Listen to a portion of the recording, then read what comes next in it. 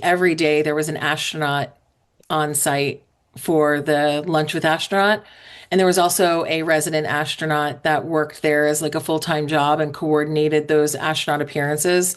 So you always had the opportunity to kind of give them a special moment with an actual astronaut, which like I'll be honest with you, seeing a rocket launch is the coolest thing ever, but getting to actually have that time with an astronaut is like so much more rare than watching something shiny in the sky. Welcome to the Attraction Pros podcast, where we discuss the latest trends and challenges facing the attractions industry today. We chat with some of the top leaders in the field and provide resources that will help develop your career in this great industry. I am Josh Liebman. I am obsessed with the guest experience and helping attractions make that their top priority for success. And I'm Matt Heller. I am passionate about organizational effectiveness, leadership development, and employee engagement. Now sit upright, hold on tight, and get ready for the Attraction Pros podcast. Hey, Matt, how's it going? It's going fantastically, Josh. How are you? I'm doing very well. Thank you for asking.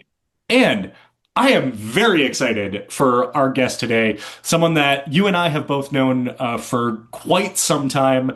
She's been in the industry forever. She's a very good friend of ours, Alyse Sklover. She is the Senior Manager of Events and Partnerships for Roller Software. And boy, does she have a lot to say about the guest experience and about just the nature of the industry in general. She does. And one of the things that was really cool to talk about is she talked about getting the foundation right before you try to put the sprinkles on top, right? So, or nail it before you scale it. And some really great examples there about how you got to take care of the stuff that foundationally matters to every guest before you try to put the big wow moments on top. Yeah, the razzle dazzle. We need to get the foundation, like you said, correct first. She's also doing a lot of great work within the industry, and one of the initiatives that she's taking on with Roller has to do with communities and collaboration, and just the idea that the rising tide lifts all ships, and that collaboration in our industry truly is a power up. And that she points out that our industry is very different than many others in that we share so much more than most other industries because we're all looking out for each other. That's true. And one of the things we also need to share is our emotion, meaning sometimes we just need to be mad. And she tells some great stories about guest recovery and the fact that sometimes as humans, we just need to let this energy out and we just need to be upset and we just need to be, let that energy go someplace. And then as the guest recovery experts, sometimes we just need to allow that to happen before we can try to solve the problem. So, should we calm down and get to this interview with Alyse Sklover? I'm not going to calm down just because you told me to calm down. Hey, Alyse, welcome to the Attraction Pros podcast. How are you? Doing great. Hey, Matt. Hey, Josh. Great to be here. Yeah, I'm excited for this. Let's do this. To get this started, tell us about yourself. Tell us all about your background and your career. Yeah, for sure. I grew up in New York and then moved to Orlando as a teenager. And of course, the first thing that you do when you move to Orlando is you get a job at Disney or Universal. And I worked at Disney. I was in merchantainment for a handful of years in Tomorrowland. So 1980s spacesuit at all times. And I really learned like a foundation and a deeper appreciation and love for the attractions industry from that time there. And then I kind of took a little bit of a step away from it for a while, and leaned into my time in the music industry. But I found myself back at Rosen College and got my education there and was reinvigorated to go back to attractions. And I went to Kennedy Space Center Visitor Complex where I did marketing events and education events. And that is a adventure in itself. I think we could probably talk for hours just about some of the ridiculousness that you experience in a park like that. And then I was reached out to by a recruiter to go to IAPA. And that was just the coolest thing because IAPA was always this cool, mysterious thing to me. And I got to work at IAPA through the pandemic for a couple of years as the FEC and LBE liaison and learned a lot. Obviously, through a pandemic, it's a crash course in a big way. getting to run the expos, see the way the machine works. I got to learn from a different perspective. And after my time at Kennedy Space Center, at IAPA, I went to Escapology and I was their head of marketing for about a year. And then I found myself at Roller. So I've been with Roller now 3.5 years, and I do events and community marketing for Roller. So cool to hear your trajectory, Alyse, just kind of starting as an operator and all the different Yeah. areas in the industry that you've been able to be in. So that's kind of my question is thinking of it from the operator's perspective, the association, supplier. Now, I don't know what else there is for you to experience, but I am curious about how all of those puzzle pieces come together for you to be able to, I guess, probably serve the industry best, having that experience from all those different angles.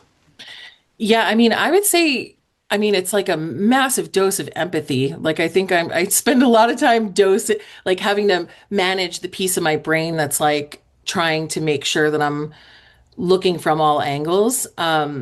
It's a very different experience from each vantage point. I think when I made the jump to be on the supplier side, actually a conversation with Josh was a part of that where, I wanted to make sure it was the right time.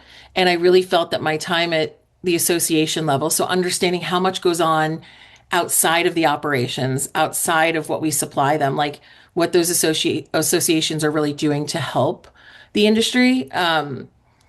I think it's just given me just a really broad vantage point to look at things. Like I can understand things from different angles, and I've been able to use the things that I've learned in each of those spaces to benefit me as I've continued through the trajectory, for sure.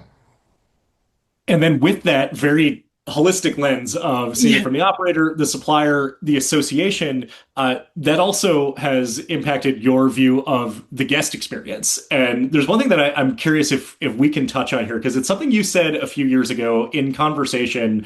We were talking about a certain experience that I think you had done, shortly prior to that, and it's something that I'll be honest, I quote you several times, very often on this one specific thing you said, and it was about exceeding expectations. And of course, we want to go above and beyond and create remarkable experiences. But it was something of emphasizing really the baseline expectation of a first or the baseline standard. And the thing you said that I Yeah. quote very often is you need to earn the right to exceed expectations. And I'm curious if we can Yeah. dive into your philosophy on that. Yeah, 100%. I think Disney has such this like strong foundation and structure around the way that things operate that, just like when you go to Starbucks, the drink tastes almost the same every time. But when you're in a park the size of Kennedy, which is competing with the Disneys and the Universals and SeaWorlds in the area it's in, but it's not as large of an organization, you see you see how you have to put guardrails on things and also working under the lens of NASA. So being at Kennedy, we had to run through our safety standards, even for somebody who is just scooping popcorn, were the same as somebody who is building a rocket. So they were under some of the same like unions and stuff as people who were literally building rockets. So we had to look at this at really making sure that safety was there, health standards were there, cleanliness, standards were there. And what I saw was, you know, it's not a coincidence that Kennedy has been like the top attraction in the country through TripAdvisor for a lot of years of the last decade. And I think that's because they have no choice but to ensure that the standards are met, that the needs are there. And we're in this time where everybody's trying to look at the razzle dazzle. Like how can we like wow someone? How can we like make it a memorable moment that they'll never forget when they walk away?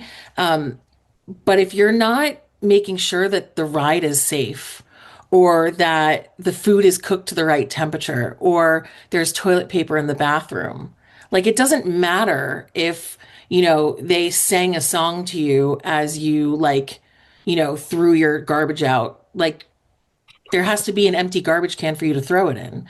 So the whole thought behind it was like giving people what they need before you think about what they want. So like make sure that your focus really is on like nailing it before you scale it. And it doesn't matter if you throw pixie dust at someone if they're tripping on a pothole as they're walking and you throw it at them.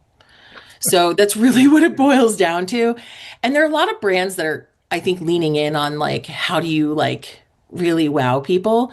One that you and I have had a lot of conversations about and we all love and adore is the bananas. But like, if you went to that game, like, it's important that they know that these exceptional, cool things that they're doing can really easily be soiled if the things that really matter, like, if there's nowhere to sit or the bathrooms aren't working, those kinds of things. So that's really the mentality of it, is like not losing focus on the things that at the end of the day are necessity. So When I was working at Universal, the COO at the time would come into our management classes and he said, if the hot stuff's not hot and the cold stuff's not cold, it doesn't matter. Like nothing yep, else matters. Like we got to get the basics right. So I love yep, that. I love that philosophy. yep. I also think you've just created a new entertainment position of, somebody standing at a garbage can singing as people are throwing away their trash. I think that's I mean, like maybe we learned something from cruise ships where they like sing funny songs about washing your hands. Like yes, exactly. if you Washy want people to throw washy. their trash out, let's make it fun. Exactly. Exactly. As long as the trash can is not overflowing. Yeah. Obviously, because you hate that. We all hate that moment when you go and you're like, I'm not sticking my Oh, hand in there to push it down. Like, right. so we're all there. I know Right. that. Well, Alyse, I'd love to hear a little bit more about your community marketing ideas and thoughts around what that is, because that's not even a term that I had Yeah. heard before. Yeah. So in a lot of like software companies and, the Salesforces and stuff of the world, they have this area called community marketing. And primarily there, it's a message board or a digital place for their customers to come together and share ideas and help each other. But where it comes from my perspective and from our perspective is we're in an industry where a lot of people have wear a lot of hats and a lot of the operators have, I call it time poor, which just sounds like such an extreme term, but I don't think anyone in our industry would argue that term. A lot of times the owner is also the social media manager or the cook that day, the shoe cleaner, whatever it is. So really what it is it's about taking this already strong community of individuals that are there to help each other and lift each other up and making it easier for them. So, holding events that are in local regions. So they just have to pop over for the day and have roundtable discussions and go to a happy hour. Building aggregate sites so that they can go there and see all the associations that exist, the different things that they can get from being a part of them. They're looking to be inspired and learn more about, paths in the industry.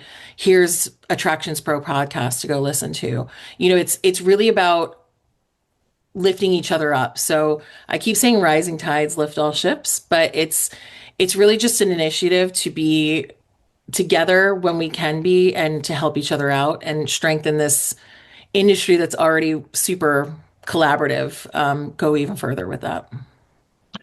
Wonder if we could dive a little deeper into the collaborative piece of Yeah. it. And it's one of the things that, and we were talking a little before recording of the nature of our industry and how most other industries really aren't as transparent. Maybe the word really is, and Yeah. we might compete on marketing, but there's so many other factors that we don't compete on, and we want to rise the tides. And Yeah. and you talk about it, it's not just a nice to have, it's our power up. There was an Yep. article in Amusement Today that for those listening, we haven't seen it yet. Alyse was quoted, or you wrote that article about that. Yeah. Of just the industry collaboration. And so with these communities, if you could talk about kind of the why of it and the collaborative nature and the importance of that. Yeah, for sure. I actually had a great example that happened the other day. I was at a trade show and one of and a customer came up and they were like beside themselves. She's like, I'm a full-time school teacher and it's my dream to own a roller skating rink. And I can't open my doors until I get my waiver and my lawyer. I can't. And she was just, the woman was so frantic. And I just like reached out and I just said to her, I was like, hey, you know what? I said, one of our customers, she has an awesome waiver. She's won a ton of situations or, done well in them, protected her company. I said, why don't you just ask her how she put hers together? So I pulled her over and the other customer just looked at her and said, just go to my website and copy mine. And I started laughing and I'm like, oh my God, they're even in the same state. So it's not that they're that close where they're directly competing, but it's just an industry where we're just there to help each other. Like you know, there's not a there's not a big fear of that. I think people want to collaborate and share ideas. They want to share best practices. Of course, there's like little secret sauce things that people are going to hold inside a little bit. But outside of very specific circumstances, most of these companies or businesses or parks are not direct competitors. There are even instances where the biggest of brands that are in the same market come together to help. So I've just never worked in an industry that was this open with each other and understanding how important it is that if I go to a theme park in Missouri and it's a terrible experience, then it's going to soil me from wanting to go to one in Pennsylvania. So they understand that if their competitors or their, colleagues or their contemporaries are not meeting expectations, it only makes their job harder. But yeah, the collaboration is my absolute favorite thing. And the power up for sure. It's just like it's what keeps this industry going for sure. So, Lisa, on a little bit of a different tangent, I want to talk a little bit about guest recovery because I know Yeah. Josh doesn't know anything about that. Yeah, So, nothing, I'd like you to nothing. really school him on Yeah. the best of the best when it comes to guest recovery. But I do know that you are passionate about that. So, I'd love to Yeah. hear some of your philosophies there and any stories that you might have that might help others. Yeah, actually, this is something that I find like every time Josh and I have more than like 30 seconds to catch up, we somehow find ourselves on this topic. Everybody has their acronym, right? Their guest recovery acronym. And when I was at Delaware North, who manages Kennedy Space Center, we had one that was the term was serve, and it was sincere apology, exceed expectation. Sincere apology, empathize, recover, verify, exceed. And it was so ingrained in me that I even think it when I'm writing emails in situations where I'm trying to recover. And at Kennedy, I think I mentioned this to you guys before, but at Kennedy, you're dealing with science. Like you're dealing with things in such a big way that you have no control over. Somebody who flew to America from England to see a launch and the launch is scrubbed and they're going home before the rescheduled day. Like, how do you really make that better for someone? So I just what I've become passionate about with it is that I think you make a more loyal customer out of somebody that you mess up and recover well with than you do from somebody who just has a good experience. Because like if you go and it's great, you go home, you're like, that was great. But if you go and something happens and it's handled the right way, then they feel this like attachment to the product and to the experience. So I think that like understanding how to solve problems is in a weird way as important, if not more in some ways, than avoiding them happening in the beginning. Because it's almost like there's an opportunity to go beyond. And one of the things that I think I had said one time that Josh was kind of like peaked on or like looked at me about was there was one time where an airline lost my luggage and I had to go back and forth. This was IATP last year, Josh, and I had to go back and forth to the airport. It was a nightmare.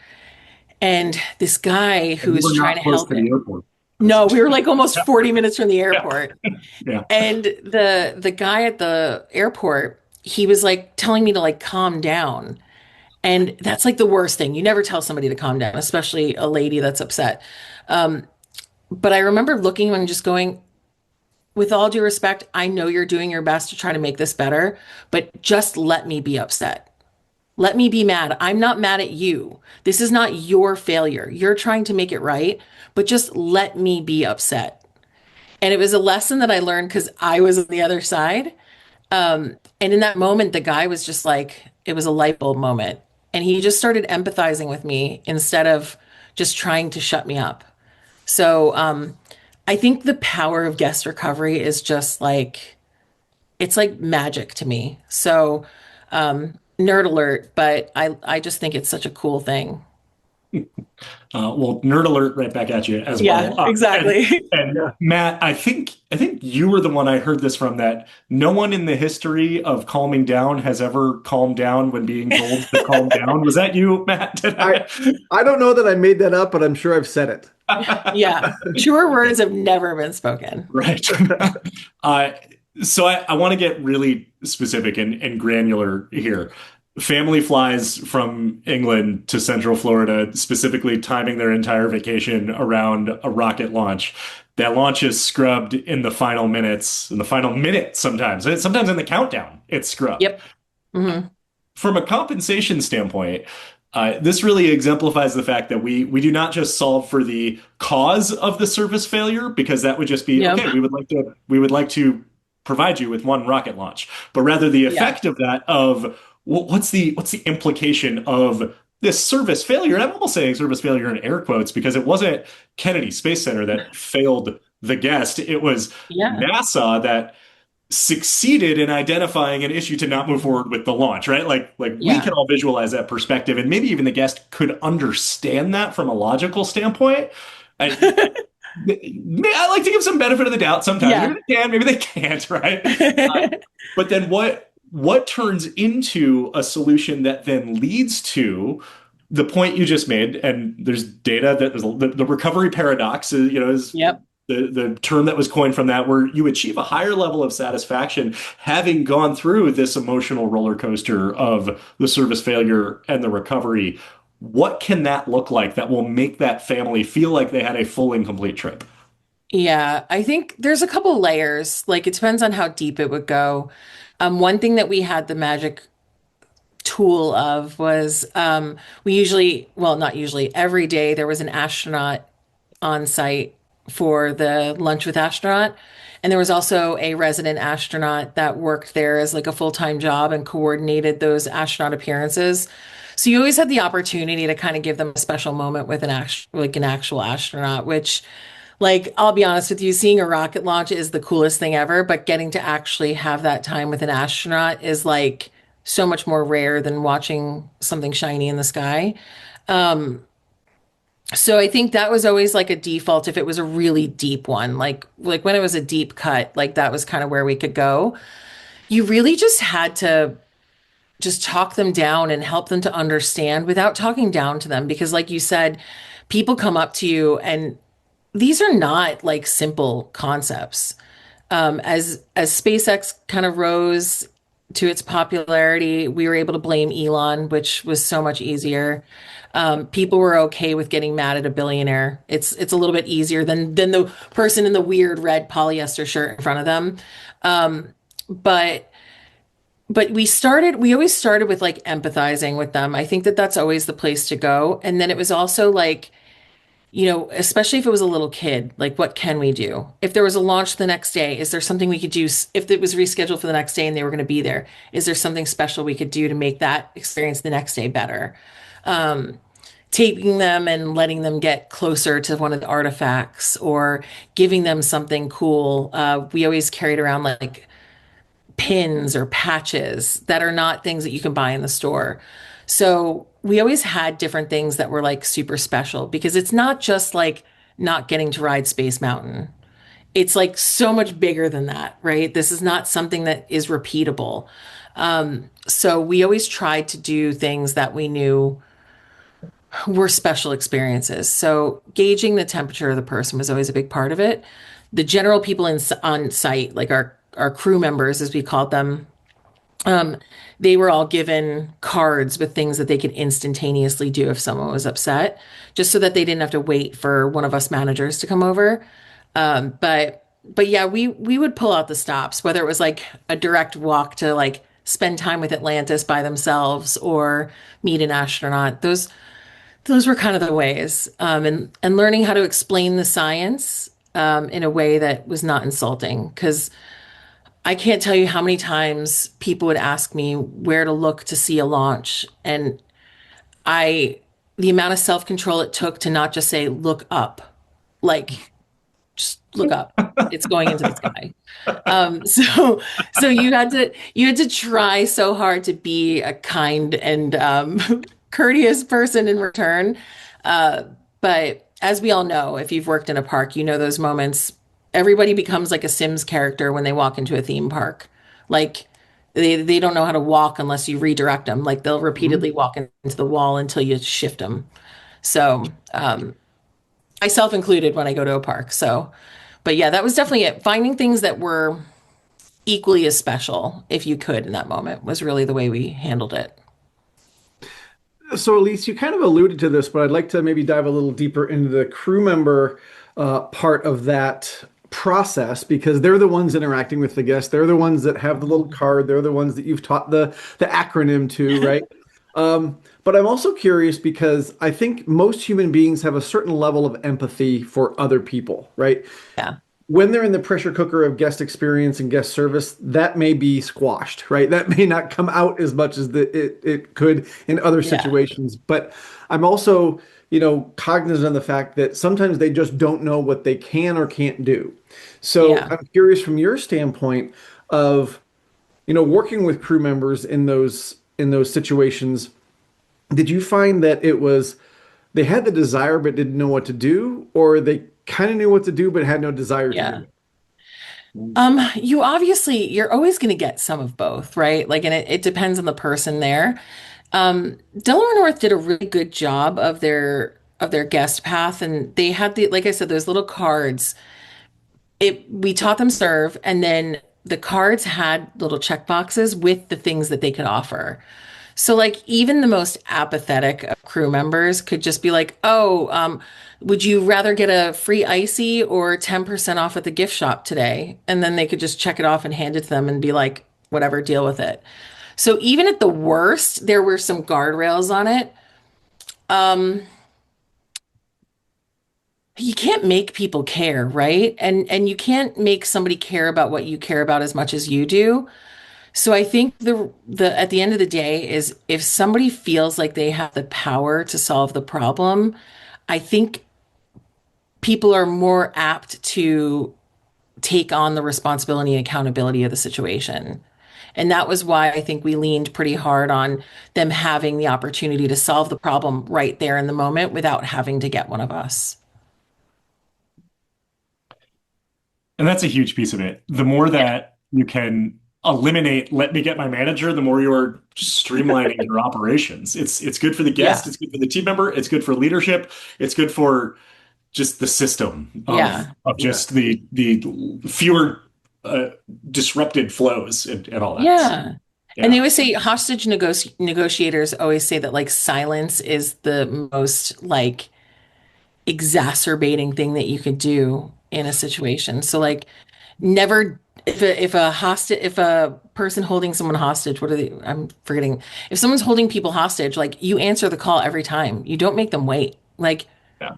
you answer their questions, you talk to them. So telling somebody like, let me get my manager, and then them standing there for 7 minutes, like it's like, Josh, you have two kids now, like them saying, I'm getting mom, I'm getting dad, like it just makes everything worse sometimes. Yeah. So like do your best to like nip it in the bud, and then at that point you can have time to maybe get somebody and you're still kind of working through it in the process.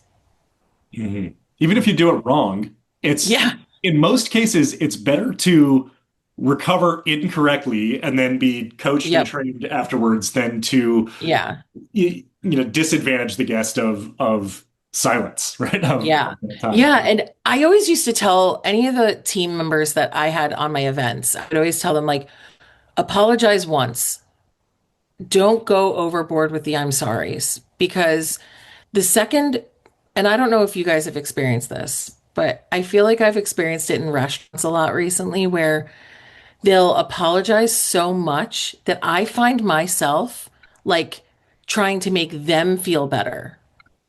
And I'm like, no, I'm the one that got, my food dropped on the floor. Like, I shouldn't be feeling bad. Like, just say you're sorry and make it better. Like, if you try to over apologize, then the other person kind of has this like tick where you're like, no, no, no, no, no, no, you don't have to feel like crap. Like, you're okay.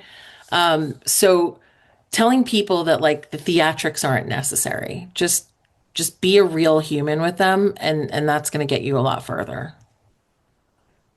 Yeah. So thank you, Alyse, for kind of explaining that and kind of going a little bit deeper into that. We've just got a couple of minutes left, but I want to talk a little bit about your time in this industry. Again, you've done so many different things, but I'm curious if you weren't in this industry, Oy. if there was a point in the cosmos where you could say, boom, I'm going to do something different. What would that different thing be? Man, if I were to turn back to like, young me, I always thought I wanted to be a lawyer. I always thought that I had this like real strong knack for like understanding a situation and standing up for it. But then the whole back end of it just wasn't really my thing. I found myself in, I loved my time working in the music industry, and I feel like I probably would have just leaned in harder in that world, and stayed there if I didn't have the opportunity to step away from it, which would have made me gray a lot sooner than even our industry would. But I've had such a passion for things that bring joy and opportunity to others. So I think at least with music, I knew that I would have my way of impacting others. So I'd probably find myself still back in that world. It's a good answer. That's Yeah, awesome, definitely. especially of just like bringing joy to people. And now I'm trying to Yeah. kind of like connect the dots here between wanting to be a lawyer and then your entire mindset on guest recovery. Is there a lot of overlap? Is There the way there you have kind the of is, conversation? right? Yeah, There kind yeah. of is. I think the existential moment when I realized that like there might be situations where I had to defend the bad guy was when at like a fairly young-ish age I was like, "Oh crap, I don't think I could do this." And I don't think there's a form of law called Pollyanna. So I don't think that I could have become some lawyer that only like, I don't think there was a world where I couldn't have come up against that kind of stuff. So I'm sure there is something about it, right? I guess it's its own form of recovery. In a way, yeah. Yeah. Alyse, like Matt mentioned, we're down to our final couple of minutes here. This has been just such a fun conversation. Always enjoy when we have the opportunity to catch up. If people want to learn more about Roller, but also the communities that you are building within it, or if they want to get a hold of you directly, where would you send them? I think LinkedIn's always the best way to go. Our website's roller.software, and there's lots of ways to get in touch with us there. But just find me on LinkedIn. I'll make sure that my link is shared with everyone. But I love connecting with people on there, and I'm always sharing anything that's going on there. So it's a great way to kind of follow along and see all the updates. And we'll make sure that your LinkedIn address is in our show notes as well, so people can find Perfect. you easily there. Alyse, this has just been a great conversation. Thank you so much for the opportunity to Thanks for spend having some me. time with you today. And for everybody out there who's watching and listening, just remember, we are all attraction pros.